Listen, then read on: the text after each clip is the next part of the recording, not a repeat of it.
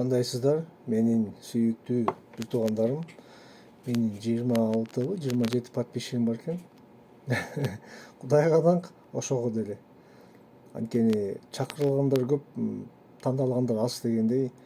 Саны көп, сапаты жокко караганда лучше сапаттуу болсун да. Именно Кудайдын сөзү менен жашагандар, Кудайга ишенгендер, анан Кудайдын ырайымын, чындыгын таанып билгендер үчүн Кудайдын сөзүн угуп, даже силер ошо лайктан басып, башка бирөөгө бөлүшүп койсоңор, именно ошо изденип жүргөн, жаңыдан келип аткан, жаңыдан Кудайды ээрчип жүргөндөр ошо угуп көрүп калышсын дейм да. Анткени мен бул лайк менен бөлүшкөндү мен өзүмдү таанытыш үчүн эмес, именно мен сүйлөп аткан, мен Кудай мен аркылуу айтып аткан өзүнүн сөзүн угуп калышса экен дейм да. Амин. Жана барго тема ютубта американецтердин жана пасторлор сүйлөгөндө укмуш эл көп, анан просмотрун калса аябай көп го, миллион деп лайктан басып, анткени жазууда бар чакырылгандар көп, эмне дейт, тандалгандар аз дейт да. Анын ошонун миллиондун кишинин ичинен куткарылуусу барбы жокпу, баягы бирөө айткандай мен барып атам го, мен сыйынып атам го, мен жардам берип атам го деген сөздөрдү кошуп ийет да. Именно айткым келет да, сен сыйынып атканың жакшы, барып атканың жакшы, бирок сен куткарылууң жок болсо эмне пайда дегендей. Жана Матфейде бар го, теңирдегинин баары асман патшалыгына кирбейт дегендей. Анысы Кудайга даңк. Көп болгуча лучше азыраак элдер ошо чакырылгандар болсун да. Амин. Бүгүн күнөө деген эмне деген теманы бөлүшкүм келет. Апей мен неме баягы ондук жөнүндө да экинчи бөлүм кылам дегем эле. Келгиле анда күнөө деген эмнени кийинкиге калтырайлы. Бул жолу ошо ондуктун аягына чыгып коелу.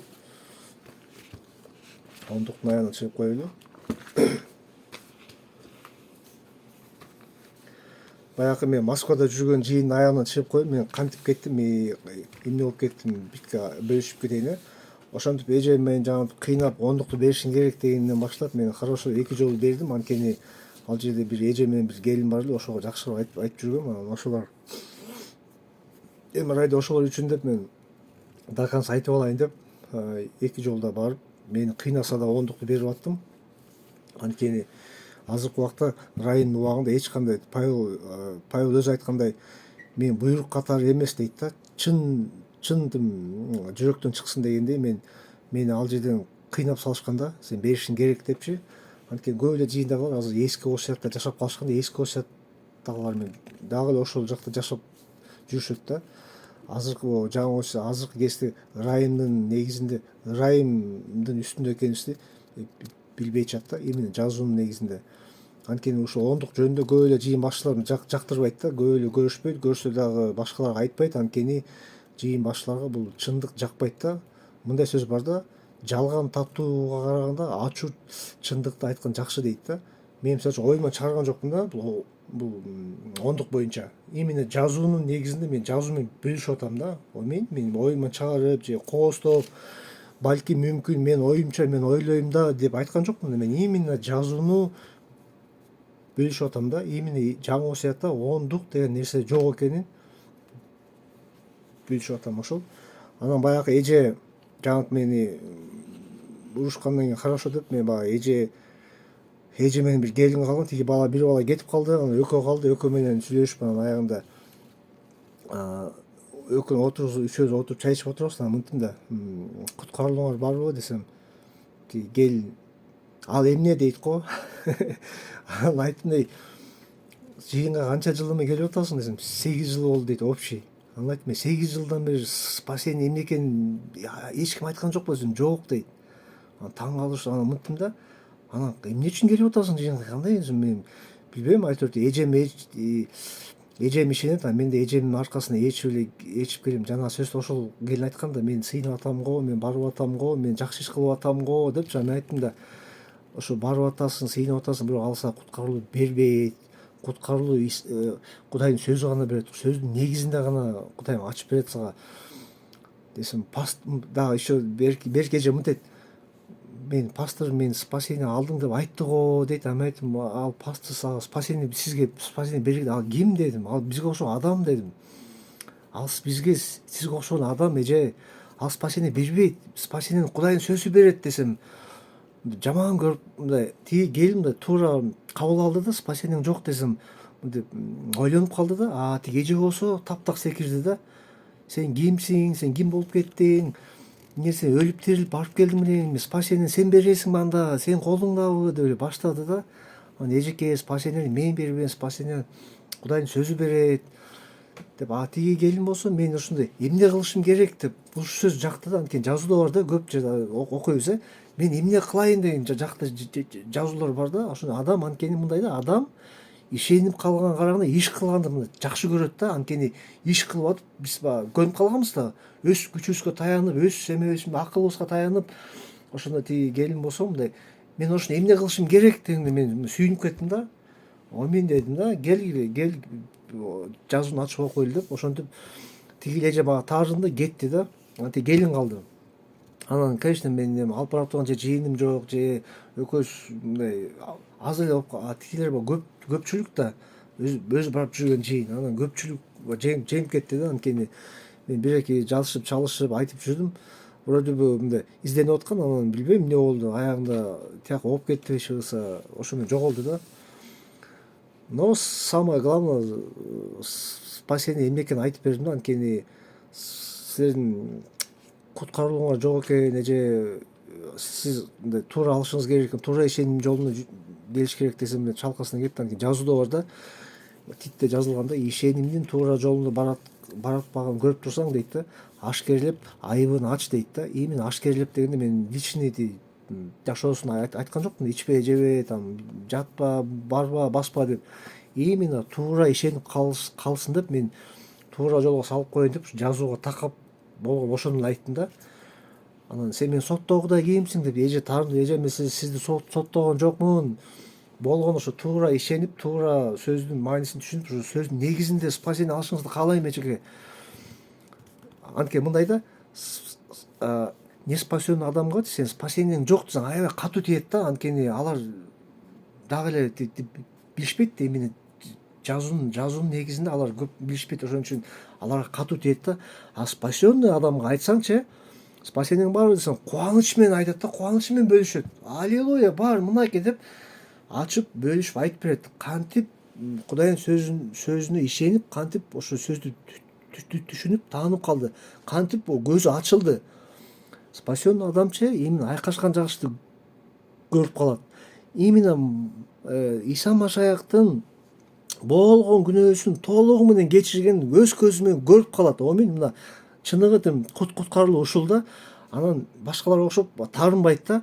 Таарынган адам бүттү. Ал значит ноосу бар да. Ал значит жок андачы эчтеке. Анткени карагыла, мынакей. Мисалы үчүн кружка дейли муну. Биякта суу ашып ташып турсачы, мындай суу ташып суу болсо, именно спасение ушундай да.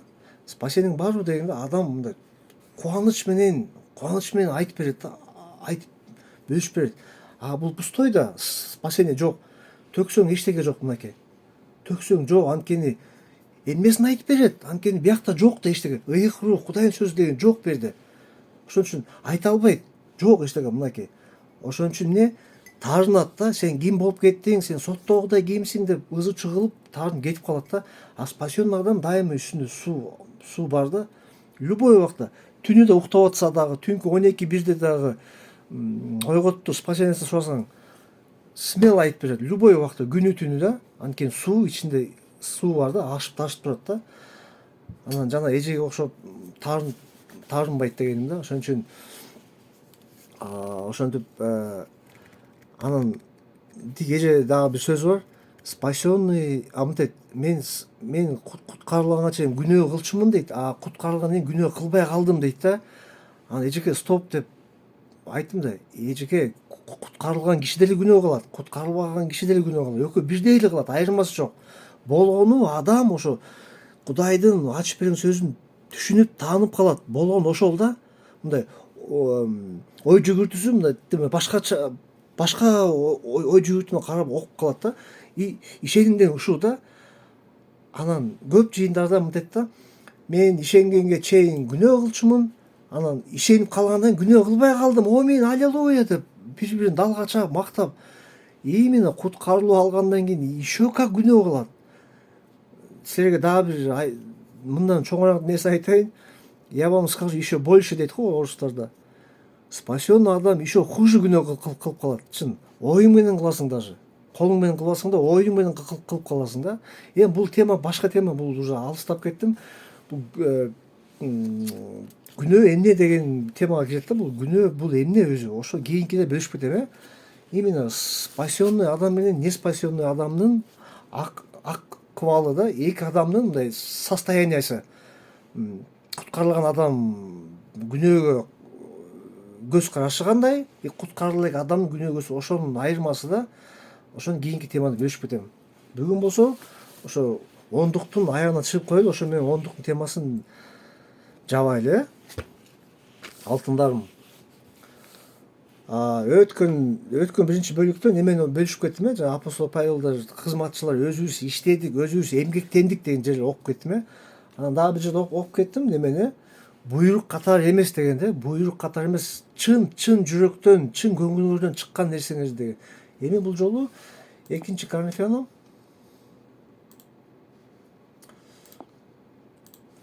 9:5-те аябай жакшы сөз бар да. Мынтет да. Ошондуктан мен бир туугандардын силерге бизден мурун барууларын суранууну туура таптым. Алар өзүңөр убадаланган тартууларыңарды оор салык катары эмес дейт. Байкасаңар, оор салык катары эмес дейт. Тартуу катары алдын ала даярдоону камын көрүшөт. Алтын окусак, айтарым бул, аз экен аз жыйнайт, мол экен мол жыйнайт. 7-чиде окусак, кыйналып же аргасыз болуп эмес, ар кимдин жүрөгүңдөн чыкканды бер дейт. Көрдүңөрбү? Ар ким өзүнүн жүрөгүнөн чыкканды бер деп атат. 3-түнө окусак, бул оор салык катары эмес деп атат. Амин, мынакей. Анткени Кудай чын көңүл менен берген адамды сүйөт дейт. Мынакей, ондуктун мааниси ушул да. Чын жүрөгүң менен, жана мен Москвадагыдай кыйнап, сен беришиң керек деп эмес. Мен райда ошол 2-3 адамым бар, жакшы айтып аткан, до конца чыгайын деп, райда ошол үчүн мен бердим. Болсо мен мисалы үчүн айтып атат, чын көңүл менен берген адамды сүйөт дейт. Мен ошо кубанып, мына чын көңүл менен бергеним жок. Мени кыйнаган үчүн бердим да. Сен беришиң керек, кана ондугуң деп, эски осуяттагыдай мени кыйнап салышты да. Мен айла жок бердим да. Чтоб тигилерге азгырып болбойн деп, анан ошо райда ошолор үчүн жакшы кылам, до конца айтып алайын деп. Ошол үчүн жаңы осуятта буйрук эмес, оор салык катары эмес, чын жүрөктөн деп атат, чын көңүлдөн деп атат. Мынакей жообу ушул да. Амин. Филиппийцам 4:15 окусак мынтет. Филиппийцам 4:15 мынтет да. Филипптиктер, өзүңөр билесиңер, жакшы кабар таратыла баштаганда Македониядан кеткенимде жардам берүү жана кабыл алуу ишинде силерден башка эч бир жыйын мага көмөктөшкөн жок деп атат. Көрдүңөрбү? Жардам берүү дейт бияктачы. Жоксо ондук деп жазып коймок. Жардам берүү деп. Силерден башка эч бир жыйын жардам берген жок дейт. Именно жаңы осуятта ушу жардам берүү мындай колуңан келишинче дейт. Еврей 13:16да дагы сөз бар да. Еврей 13:16. Кайрымдуулук иштерин кылууну жана бири-бириңерге жардам берүүнү унутпагыла дейт. Амин. Карагылчы. Анткени мындай курмандыктар Кудайга жагат дейт. Немеде окугандай айтып кетет, чын жүрөктөн бергенди Кудайым сүйөт дейт. Биякта болсо кайрымдуулук иштерин кылууну деп атат. Бири-бириңерге жардам берүүнү унутпагыла. Анткени мындай курмандыктар Кудайга жагат дейт. Мынакей. Жаңы осуяттын ондугу ушул да. Бул курмандык деген, курмандык, кайрымдуулук, чын жүрөктөн чыккан нерсе деп атат. Филиппийцам 2 бөлүм. Кайта эле Филиппийцамга өтөбүз. 2 бөлүм.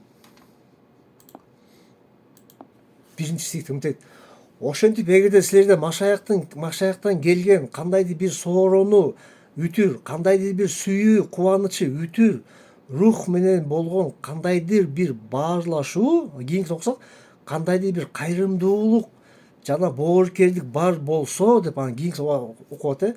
Анда мени кубант кылат, бир ойго ошол эле сүйүүгө ээ болгула, ынтымактуу жана бир пикирдүү болгула дейт. Мынакей баарлашуу, ыйык рух, сүйүү, анан эмне кайрымдуулук бар болсо дейт, бир ойдо болгула дейт. Амин. Экинчи Коринфянам 8-бөлүм. Экинчи Коринфянам 8-бөлүмдө 12-де мындай сөз бар: бергенге каалоосу болсо үтүр, колунда жок нерсеге жараша эмес, колунда болгон нерсеге жараша кабыл алынат дейт. Көрдүңөрбү? Колунда болгонго жараша дейт. Бергенге каалоосу болсо дейт, каалооң болсо дейт. Биякта кыйнамай жок да, буйрук катар эмес. Көрдүңөрбү? Амин. Каалооң болсо дейт. Рим 12:8-де дагы бир сөз бар, жакшы сөз бар. Рим 12:8. Кимде насаат айтуу жөндөмдүүлүгү бар болсо, ал насаат айтсын. Кимде таратуу жөндөмдүүлүгү бар болсо, ал берешендик менен таратсын. Кимде башкаруу жөндөмдүүлүгү бар болсо, ал бүт аракети менен башкарсын. Точка. Кийинкини окусак, кимде кайрымдуулук кылуу жөндөмдүүлүгү бар болсо, ал кубаныч менен кайрымдуулук кылсын дейт. Көрдүңбү? Кубаныч менен, мындай кыйнап, буйрук катары эмес, кубаныч менен ушу кайрымдуулук кылсын дейт. Амин. Михей 6:8-де биз жакшы жер бар. Михей 6:8. О адам дейт, эмне жакшы экенин Теңир сенден эмнени талап кылып жатканын сага айтылган бул дейт. Адилет иштерди кылуу, кайрымдуулук иштерин жакшы көрүү жана өз Кудайыңдын алдында акылмандык менен моюн сунуп жашоо. Мынакей кайрымдуулук ишин дейт. Көрдүңөрбү? Иштерин жакшы көрүү дейт. Накыл 21:21-де. Накыл 21:21-де. Акыйкаттык менен кайрымдуулукту сактаган адам өмүрдү, чындыкты, атак даңкты табат дейт.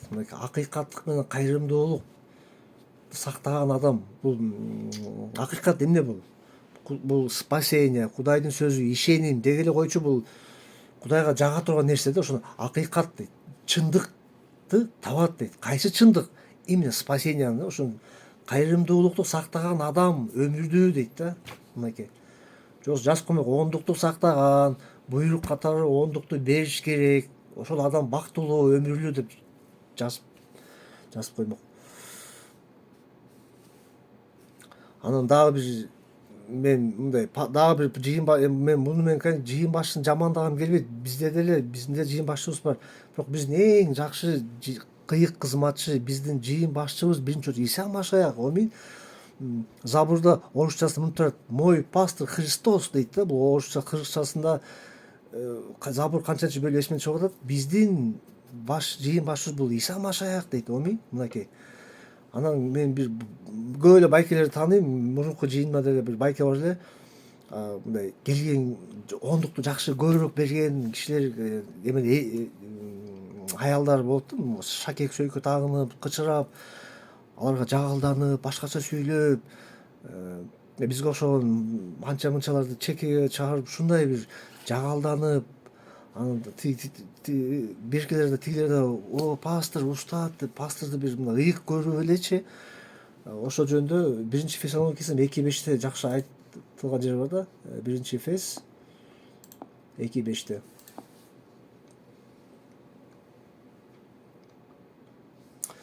Тескерисинче дейт, Кудай ылайык деп таап жакшы кабар таратуу ишин бизге ишенип тапшыргандыктан биз адамдарга жагуу үчүн эмес дейт, жүрөгүбүздү сынаган Теңирге жагуу үчүн сүйлөйбүз. 5-те окусак, өзүңөр билесиңер, биз силерге эч качан жагалданган жокпуз дейт. Куулук менен өз пайдабызды көздөгөн жокпуз. Буга Кудай күбө дейт да. Азыр көп жерлерде ушинтип жагалданып, пасторлорго, пастор тигиге жагалданып, тиги буга жагалданып, анан пастор өзүнүн пайдасы үчүн жанагы оңдукту жазып, аты жөнүн, суммасына бер жазып, анан карап ким көп берсе ага башкача мамиле кылып, пастор апостол Павел жазган жер окутуп жаңы эле эмне мен де силерге жагалданган жокмун дейт да. Өзүм пайдам издеген жокмун дейт да. Матфей 23:6 дейт да. Ошондой эле тойлордо төрдө отурууну, синагогаларда алдыңкы орундарда отурууну, эл чогулган жайларда алик алууну жана адамдардын аларга устат устат деп кайрылып турганын жакшы көрүшөт дейт. Именно те фарисейлерди ушинтип соттоп кетишкен да. Соттоп кеткен да Иса Машаяк. Ошол кезде ошо жана эски осуятта жашагандарды, именно эски осуят аз көп жыйындарда жаңы осуятты ырайымды билишпейт да. Пастор болуп алып, жыйын башчы болсо деле именно ырайымды айтышпайт да. Именно Машаяктын түбөлүк толугу менен кечирди, толугу менен алып салды дегенге ишенишпейт да. Өздөрү да ишенбейт, башкалар да. Мындай сөз бар го, сокурду ээрчитип барса аңга түшөт дегендей, өзү да чуңкурга кетип баратат, еще артындагыларды ээрчитип баратат да. Ошон үчүн именно ырайым Иса Машаяктын татыксыз белек да булчу ырайымдын мааниси. Мындайт да, орусчасы благодать, благодать. Мындайт да, Господь дал благо дейт да, мындай. Кудайым ырайымды берди дейт да. Ошон үчүн благодать да. Господь дал нам благо. Мынакей кыргызчасы ушу ырайым да, бул благодать, бул татыксыз белек да. Именно спасение биз ырайымдын негизинде дейт. Мактанбаш үчүн ырайымдын негизинде куткарылып алынганбыз дейт да. Амин. Ошол менен 10 темасын жаптык. Эми эмкиде күнөө деген эмне анткени көп ишенген деле ишенбеген адамдар да жыйындагы эмес адамдар күнөө менен күрөшүп жүрөт да. Азыркы убакта күнөө менен алышып жүрөт да. Бир эже айтмакчы, мен шайтан менен күнүгө согушам дейби, же шайтанга каршы турам дейби, ушундай да. Анан айланай эжекебай шайтан жеңеби же сиз жеңесизби? Албетте мен дейт да. Ушул сөздү угуп алып, мен шайтан менен күнүгө, мен шайтанга каршы турушум керек күнүгө деп өзүн өзү ушундай эткен да. Анан ал жана харизмат жыйыны болуш керек. Же баптист жыйыны чыгса башка жыйында алар. Анан ошентип алар ошо шайтанга каршы турам дегендей көп адамдар мен күнөөгө каршы турам дейт да. Күнөө менен күрөшүп келишет да, көбүчү алышып келет. Анткени ошо эски осуятта мен мыйзамды аткарам, мен кылышым керек деп өзүн өзү кыйнап, мыйзамды эч ким аткара албайт деп айткан киши жок да. Анткени пастор да өзү да ошо мыйзамды аткарам деп аракет кылып жүрүшөт да. Ошон үчүн ырайымды билишпейт да. Именно Машаяк аткарып кеткенин билишпей атат да. Эми бул башка тема. Именно күнөө деген эмне? Бул кийинкиде бөлүшүп кетейин. Жакшы тургула, жакшы калгыла. Именно Иса Машаяктын ырайымы чексиз, Иса Машаяктын сүйүүсү чексиз. Амин. Спасенный адамчы мындай да. Азыр баштасам мен кеттим да ошочу. Эмкиде, амин, эмкиде. Мен алтындарым, мен периштелерим, давайте.